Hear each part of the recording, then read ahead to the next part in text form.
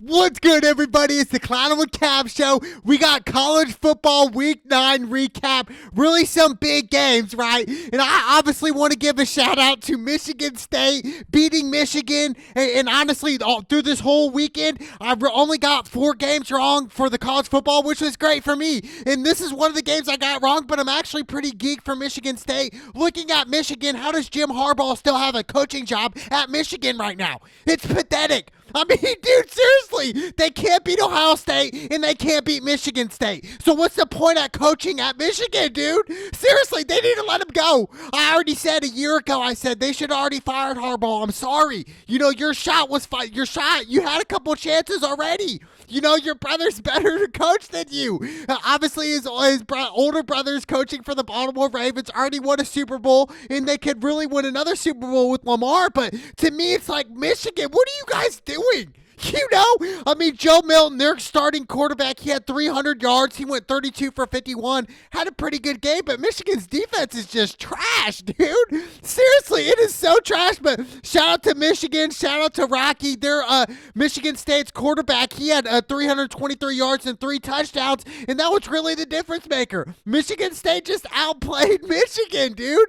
You know, at Michigan. Who would have thought? You know, I just never would have thought that Michigan would have lost again to Michigan State. It just keeps repeating year in and year out. You know, and this is the final straw for me for Harbaugh. If he does not beat Ohio State at the end of the year, you guys have to let him go. If you're at Michigan, you know, all that hype is that it's all talk. It's all hype. It's all noise for Michigan, dude. Seriously. So to me, it's like Harbaugh might have a couple more chances, but if they lose to Ohio State at the end of the year, that's it for Harbaugh. His job is gone. He's fired. That's it for that. Then we had Boston College versus Clemson. Obviously, Clemson's quarterback Trevor Lawrence was out, and he's honestly going to be out next weekend at Notre Dame, which is huge. But I think, look, dude, if Clemson loses to Notre Dame next week, I'm not going to really be surprised because, look, dude, they're going to have to meet up in the ACC championship anyway. So, for real, so Clemson and Notre Dame are going to have to meet up at some point. So, again, after this, so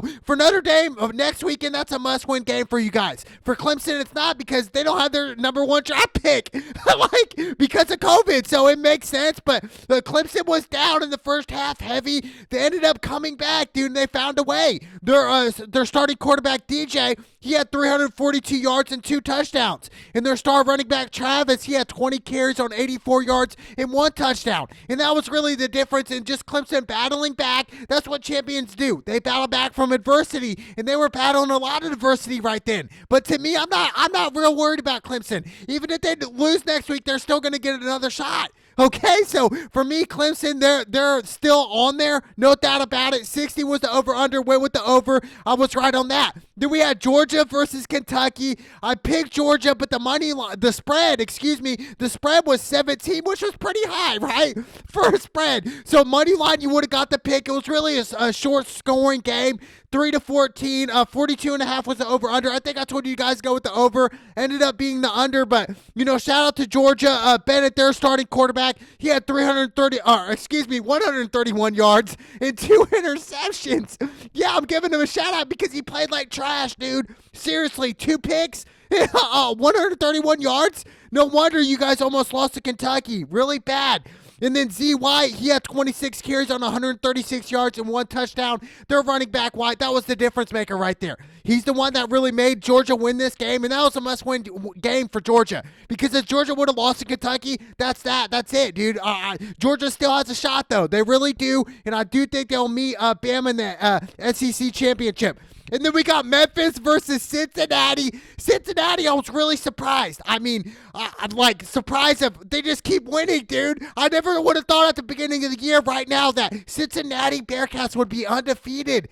You know, they're ranked 7th in the country right now, which is great. 6.5 was the spread. They easily covered it. They blew Memphis out of the water. 55 was the over-under. Went with the over.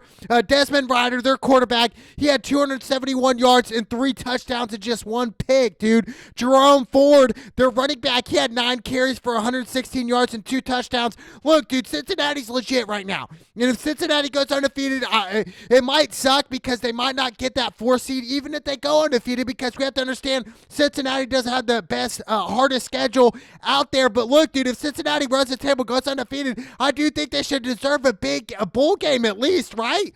I mean, seriously, I get it, but still, undefeated's amazing. But shout out to Cincinnati. I picked that. Amazing.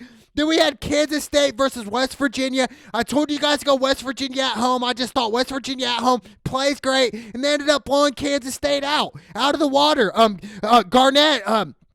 Garrett, the West Virginia starting quarterback, he had over 300 yards and 2 touchdowns, balled out. And then Lenny Brown, the running back, he had 24 carries for 102 yards and 1 touchdown. And that was really the difference. And West Virginia put it on Kansas State, dude. They did. 45 and a half was the over-under. Went with the over. Checkmate that, baby. Let's freaking go. Shout out to West Virginia. And then obviously my team, Notre Dame versus Georgia Tech. Notre Dame was 20-point favorites, and I went money line on this pick, which was smart because they didn't cover the 20-point spread, but Notre Dame got the win. Ian Book, 199 yards and 1 touchdown. Williams, the running back for Notre Dame, he had 15 carries on 76 yards and 2 touchdowns. 57.5 was the over-under. Went with the under on this game. I think I told you guys the over, though, but Notre Dame finally got the dub. But look, for Notre Dame, this is the biggest game yet coming up this weekend. You're playing Clemson at home. There's no excuses anymore for Notre Dame. If you guys lose to Clemson, you're out.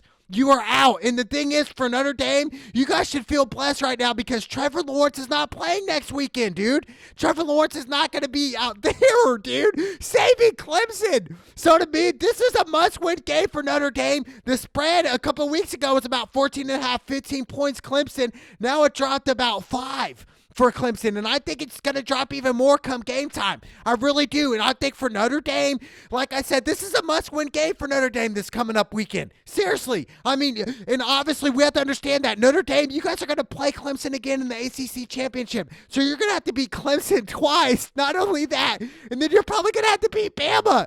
And then finally the championship game. That's probably what's going to happen for Notre Dame. So, I mean, there's a big hill to climb for Notre Dame. It's not going to get easier for you, dude. It's really not. But for Brian Kelly, Notre Dame, you guys, this is a must-win game. I want to see them come out. I want to see Notre Dame put the gas on Clemson, dude. Seriously, I cannot wait. That's going to be a heck of a game. Let's go, Irish.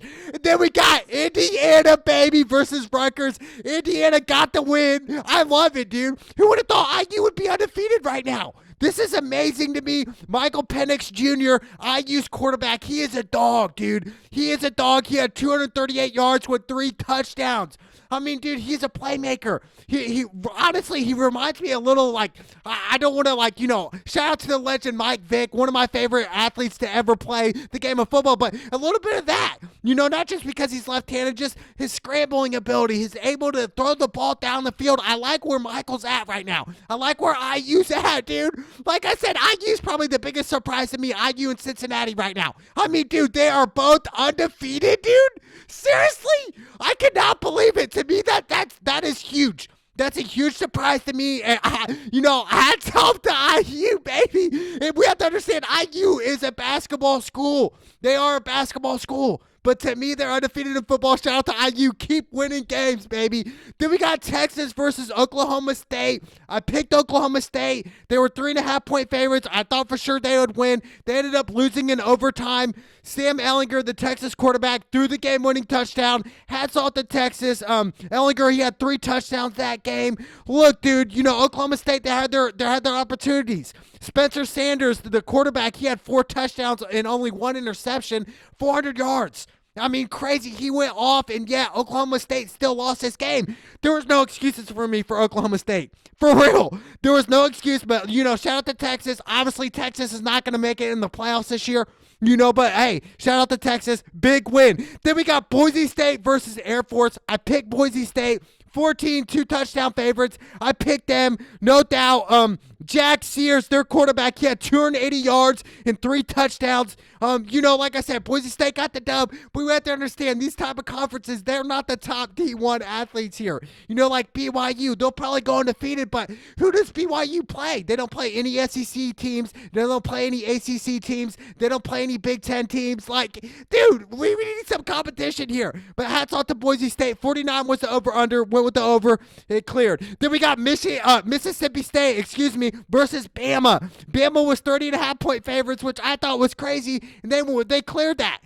Shut Mississippi State out. Look, dude, Bama is legit, dude. Bama, to me, right now, off the eye test, is the number one team in the country. No doubt about it. Mac Jones, he has 291 yards and 4 touchdowns versus Mississippi State. And then Harris, their running back, 21 carries on 119 yards. Like I said, Bama, they just produce the best running backs in the country year in and year out. It just never ends for them. It never does. It never does. And then Deontay Smith, he had 11 receptions, over 200 yards, and 4 touchdowns, dude. Dude, Bama, like I said, number one team in the country right now. I don't see them losing. And honestly, it's really who's going to beat Bama this year. And I think the closest team right now, obviously, is Clemson. I understand that Trevor Lawrence is out right now. But look, long term, I think it's Clemson's the best bet, or Ohio State. So to me, hats off to Bama. Speaking of Ohio State, they ended up playing at Penn State, 12.5-point favorites. They ended up winning by 13, barely. I love it. Shout out to Ohio State. Shout out to Justin Fields. He had 318 yards and 4 touchdowns. He just keeps getting better day in and day out, week in and week out. I'm telling you what, Ohio State is a team to watch out for, and I do expect Ohio State to make the playoffs this year. No doubt about it. I expect them to run the table. I expect them to beat Michigan once again and make it to at least the 4 spot, maybe even the 3 or the 2 spot. Ohio State has to be up there 100%. The Master Teague, the third, he had 23 carries on 110 yards and 1 touchdown. Crazy. And their receiver, Chris, he had 7 receptions on 120 yards and 2 touchdowns.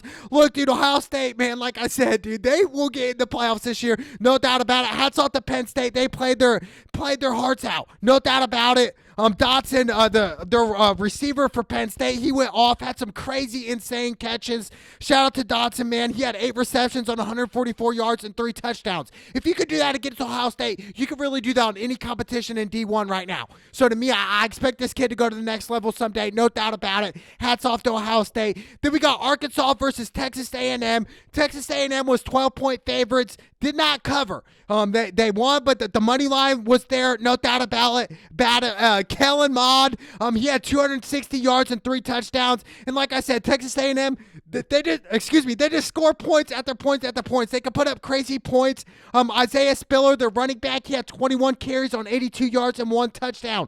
Like I said, dude, Texas A&M, they can put up points better than anybody in the country. Hats off to Texas A&M. 55 was the over-under, went with the over. Then we had Mizzou versus Florida. Florida was 12.5-point favorites. They ended up clearing it. But this game was crazy, dude. A fight broke out. I kind of like to see fights, right? Because it makes that competitive nature. Everybody's just competitive. We're wanting to win. They're just really in it. And they ended up getting a brawl. I love it. Kyle Trask, the starting quarterback for Florida, he had 345 yards, 4 touchdowns, and just 1 pick. And then Kyle Pitts, he had 6 carries on 47 yards. Kyle Pitts, he did not. He was the receiver. I meant to say Kyle, the quarterback, he had 6 carries, also had 6 carries on 47 yards. But look, dude, Florida was just too much for Missouri. I understand they ended up getting in a fight. But like I said, Florida, hats off to the Gators. They got a big game next week, and I cannot wait. But 62 was the over and under in this game. Went with the under. No doubt about it. Then we got Navy versus SMU. I ended up picking Navy on a dumb play. But SMU ended up getting the job done. Shane, he had 300 yards with 3 touchdowns. Bentley, the fourth, he had 25 carries on 149 yards and 2 touchdowns. Look, SMU was just too much for Navy. Navy made this a game, though. I told you guys this was my upset pick. It was close, but, hats off to SMU. Then we had North Carolina versus Virginia. This was the back-to-back games, the Navy and the North Carolina game that I got wrong. I picked North Carolina. I thought they were definitely going to win. The spread was only 7. To me, they lost for the Virginia. Did Virginia beat you guys? For real, North Carolina? Sam Howell, he had 443 yards and 4 touchdowns, yet they still lost, dude. I cannot believe it. Armstrong, the Virginia quarterback, he snapped off. He had 3 touchdowns and just 1 pick on 208 yards. I mean, dude, Virginia, this was a shootout game, but hats off to Virginia. I did not expect Virginia to beat North Carolina. I'm telling you that right now. That's why I picked North Carolina. I really thought they were going to win, but hats off to Virginia, no doubt. And then we got Oklahoma versus Texas Tech. Originally, I was going to go Texas Tech, but I thought, you know what? I got to go Oklahoma. Oklahoma ended up blowing them out, 14.5. I ended up picking Oklahoma. Spencer Rattler, he had 288 yards and 2 touchdowns. They were just too much for Texas Tech. Texas Tech defense could not handle Spencer, no doubt about it. 68 was the over-under, went with the over and got that right. Then we had Western Kentucky versus BYU. Like I said, BYU doesn't have any great competition this year. Yes, 29, they ended up covering that. Zach Wilson, BYU's quarterback, he's nice. And this kid, dude, he kind of reminds me of Johnny Manziel anyway. He has that swagger. He plays like Johnny Manziel. I'm telling you, he had 224 yards and 3 touchdowns. Tyler Allinger, he had 16 carries on 95 yards and 1 touchdown. Like I said, BYU, they have one of the best offenses in the country. And like I said, I like this Zach Wilson guy. I think, dude, like I said, he's like a Johnny Manziel-like. He really is. He plays like him. Everything about it, I like him, man. So shout out to BYU. But obviously, man, shout out to IU again. I'm telling you what, this one's great. This is great for Indiana, the state, to see their football team really do well. I mean, who would have thought Indiana football would be undefeated, man? Hats off to IU one time, baby. And hats off to Michigan State. You know, Michigan, you guys are done. I mean, the only hope for Michigan right now is to run the table and win every single game, and that includes Ohio State. But I don't think that's going to happen. But next week is the biggest game of them all for Notre Dame. You guys have Clemson. There's no excuses. Brian Kelly, there's no excuses. I want to see you guys win the big game, baby. Let's go!